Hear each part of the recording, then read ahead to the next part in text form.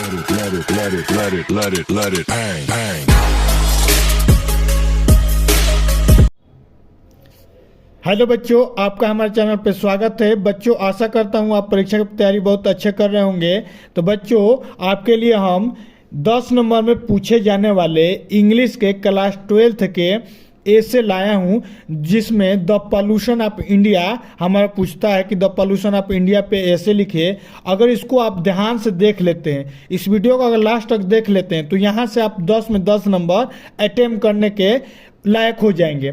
अगर इस वीडियो को लास्ट तक देखेंगे तो द पोल्यूशन से पूछेगा। अब पूछा जाता है, ये हर साल ये बोर्ड के परीक्षाओं में पूछा जाने वाला क्वेश्चन है। ये बहुत ही इंपॉर्टेंट क्वेश्चन है। अगर इसको ध्यान से पढ़ लेते हैं, हम आपको ऐसा ट्रिक बताएंगे, अगर उस तरीके से पढ़ लेंगे तो क्या क्या लिखना है, तो आराम से आप 10 में 10 नंबर उठा लेंगे।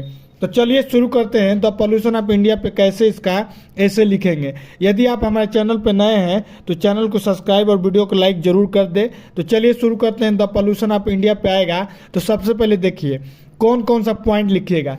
देखिए, सबसे पहले कोई भी ऐसे आएगा तो हेडिंग डालिएगा ऐसे, द पॉल्यूशन ऑफ इंडिया।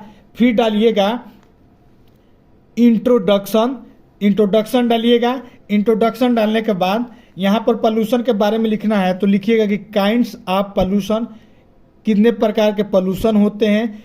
जो पोल्यूशन होता है उसका हेडिंग डाल दीजिएगा, एयर पोल्यूशन, वाटर पोल्यूशन, फिर यहाँ पर नॉइज पोल्यूशन। उसके बाद लिखना कि कैसे पोल्यूशन को कम किया जाए, हाउ टू चेक पोल्यूशन। उसके बाद एक लास्ट ऑप्शन, हमारा लास्ट जो हेडिंग होता है कंक्लूजन होता है। ठीक, इतना अगर हेडलाइन डाल देंगे तो एग्जामिनर आपको 10 में 10 नंबर दे देगा। तो आइए देखते हैं कि हेडिंग तो डाल देंगे, तो इंट्रोडक्शन में क्या क्या लिखा जाएगा पोल्यूशन के बारे में। तो देखिए ऐसे लिखिएगा, हमने अपने ऐसे बहुत शॉर्ट में बनाया है, बता दूंगा उतना ही, बस आप जाके लिख के आइएगा। तो देखिए क्या इंट्रोडक्शन में लिखिएगा कि the problem of pollution has become very serious today. कह रहा है कि आजकल प्रॉब्लम बहुत ही सीरियस हो गया है। क्या? पोल्यूशन आजकल का सबसे बड़ा प्रॉब्लम हो गया है। ठीक, a man has interfere too much with nature. आदमी, जितना आजकल के आदमी क्या है, नेचर के साथ बहुत ही मिलजुल गया है। क्या हो गया है? मिलजुल गया है। एज ए रिजल्ट, जिसके कारण environment which include air, water, soil, etc. has been polluted, जिसके कारण हमारा हवा, पानी, मिट्टी सब क्या हो गया है? पॉल्यूट हो गया है, मतलब प्रदूषित हो गया है। किसके कारण?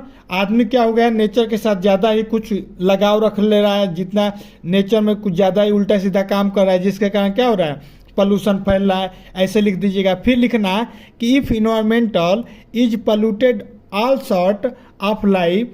अब जिसके कारण क्या होता है, ह्यूमन, एनिमल, चाहे वेजिटेबल, सब क्या होते हैं? इफेक्टेड होते हैं। कैसे? डायरेक्टली या इनडायरेक्टली। इतना क्या लिख दीजिएगा? इंट्रोडक्शन में लिख दीजिएगा। ठीक, तो क्या क्या क्या लिखेंगे कि देखिए प्रॉब्लम आजकल बहुत सीरियस हो गया है, जिसमें आदमी क्या है, नेचर के साथ ज़्यादा ही घुल मिल गया है, जिसके कारण हवा, पानी, मिट्टी सब क्या हो रहा है? प्रदूषित हो गया है, जिसके कारण आदमी, जानवर और विभिन्न प्रकार की सब्जियां हैं क्या हो गए हैं? इफेक्टेड हो गए हैं, डायरेक्टली या इनडायरेक्टली। इतना कंक्लूजन लिख देंगे।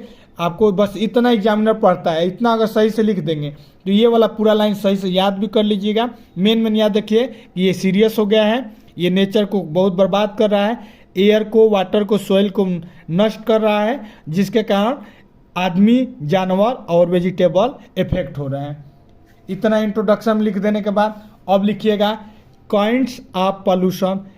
अब इसके बारे में तो कितने प्रकार के होते हैं, तो लिखना there are many kinds of pollution such as air pollution, water pollution, noise pollution and soil pollution. यहाँ पर बहुत प्रकार के पोल्यूशन होते हैं, जिसमें क्या है, हवा का पोल्यूशन, पानी पोल्यूशन और नॉइज पोल्यूशन और सॉइल पोल्यूशन। इतना लिख देंगे, बहुत हो गया। अब एक एक को हल्का हल्का डिटेल में लिखिएगा। जैसे कि एयर पोल्यूशन, पेज भी तो बनना रहता है, तो एयर पोल्यूशन आपको पता है। एयर पोल्यूशन कैसे होता है? एयर पोल्यूशन हमारा गाड़ी जो चल रहा है तो उसमें से धुआं निकल रहा है, तो उसके कारण हो रहा है। फैक्ट्री है, वहाँ से धुआं निकल रहा है, चिमनी है, वहाँ से धुआं निकल रहा है, जिसके कारण हमारा क्या हो रहा है? एयर पोल्यूशन हो रहा है। जितना भी केमिकल है, एसिड है, इन सब के ये कीवर्ड है, इतना याद रखिए। एसिड से, कीवर्ड से क्या होता है?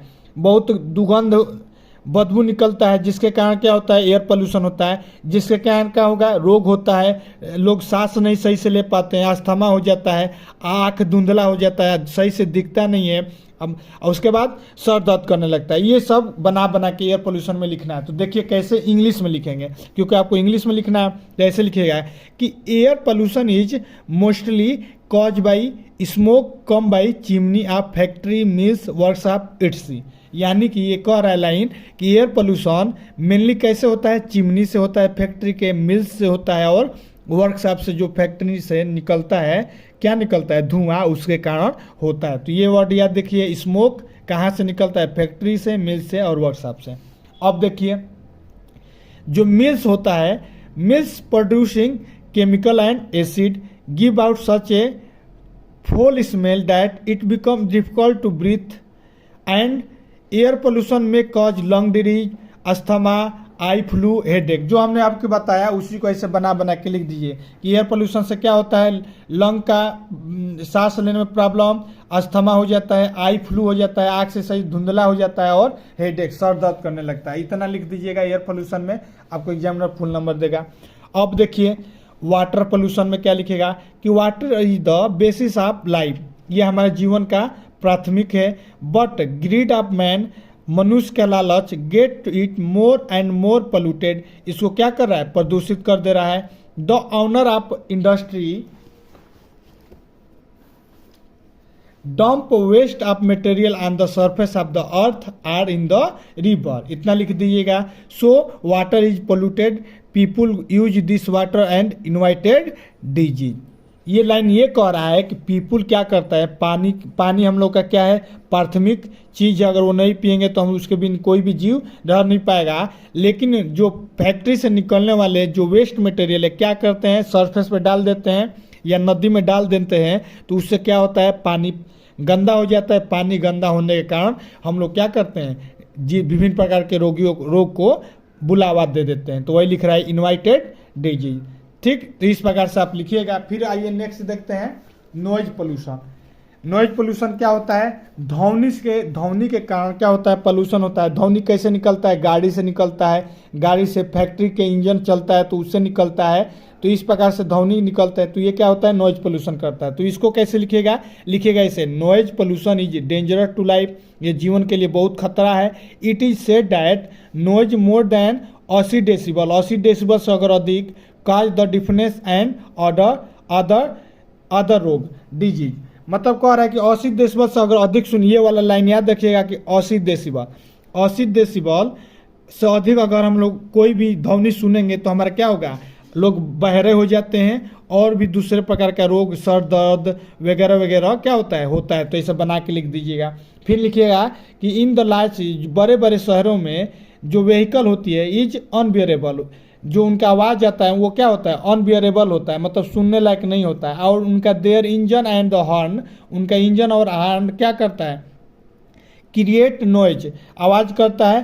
Polluted which is harmful for the people, physical और मेंटल है, जो हमारा क्या होता है, शारीरिक और मानसिक स्वास्थ्य को बहुत ही हानिकारक पहुंचाता है। इतना अगर लिख देंगे तो आराम से आप एग्जामिनर आपको सही नंबर दे देगा। उसके बाद लास्ट देखिए, अब लिखिएगा कि हाउ टू चेक पोल्यूशन, मतलब कि उसको कैसे कम किया जाए। तो ऐसे लिखिएगा कि to check this pollution there should be plan industrialisation.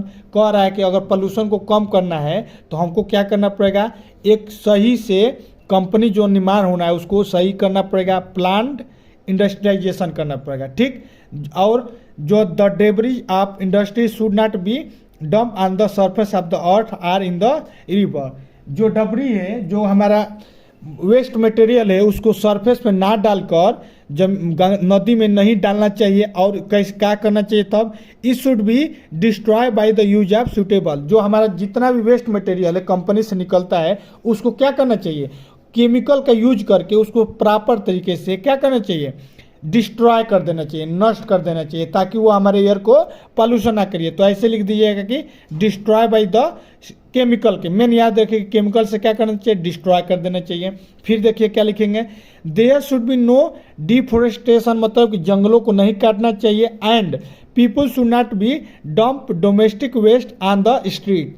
और हम लोग को और क्या नहीं करना चाहिए, जो पीपुल होते हैं क्या करते हैं, जो आदमी होते हैं वेस्ट मटेरियल को सड़क पे फेंक देते हैं, सड़क पे ना फेंक कर उसको प्रॉपर तरीके से क्या करना चाहिए, नष्ट करना चाहिए। उसके बाद check the growth of pollution, population is also necessary. और ये भी हमको देखते रहना चाहिए कि हमारा जो पोल्यूशन बढ़ रहा है, आबादी बढ़ रहा है, वो ज़्यादा ना बढ़े। ठीक, इस प्रकार से हम लोग क्या कर सकते हैं, इसको कम कर सकते हैं। ऐसे इंग्लिश में आप क्या करिएगा, लिख दीजिएगा। मेन कीवर्ड ये याद देखिए, इंडस्ट्री को प्लान करना चाहिए। जो हमारा डंप होना चाहिए, डंप जो भी मटेरियल है उसको डंप सही तरीके से करना चाहिए, रिवर में नहीं करना चाहिए, अर्थ पे नहीं करना चाहिए, इतना लिख दीजिएगा। उसके बाद लास्ट ये वाला पॉइंट एकदम याद करके जाइएगा, कह रहा है कि कंक्लूजन बहुत ही जरूरी है। इंट्रोडक्शन और कंक्लूजन एग्जामिनर यही मेन देखता है। तो ये कंक्लूजन में देखिए क्या लिखेगा, keeping in the mind the seriousness of the problem, the government of India has set up the department of environment to control pollution.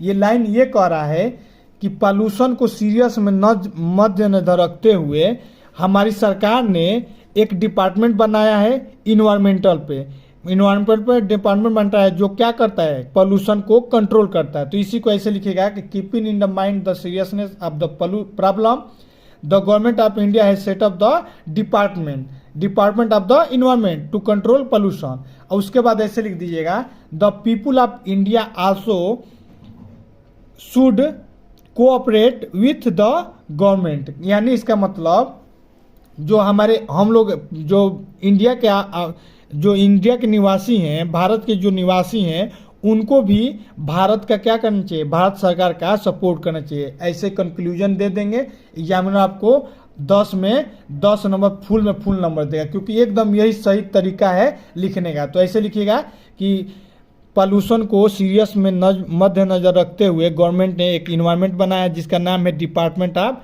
Environment, जो क्या करता है, पॉल्यूशन को कंट्रोल करता है और पीपुल को भी, आदमी को भी क्या करना चाहिए, सरकार का सपोर्ट करना चाहिए। इतना कंक्लूजन लिख देंगे। अगर इतना आप एग्जाम में लिख देते हैं तो आप आराम से 10 में 10 नंबर पा लेंगे और एग्जामिनर आपको फुल नंबर देगा। और राइटिंग ध्यान देके, राइटिंग आपका सही रहना चाहिए। राइटिंग अगर सही नहीं रहेगा तो एग्जामिनर आपका नंबर फिक्स है कि काटेगा।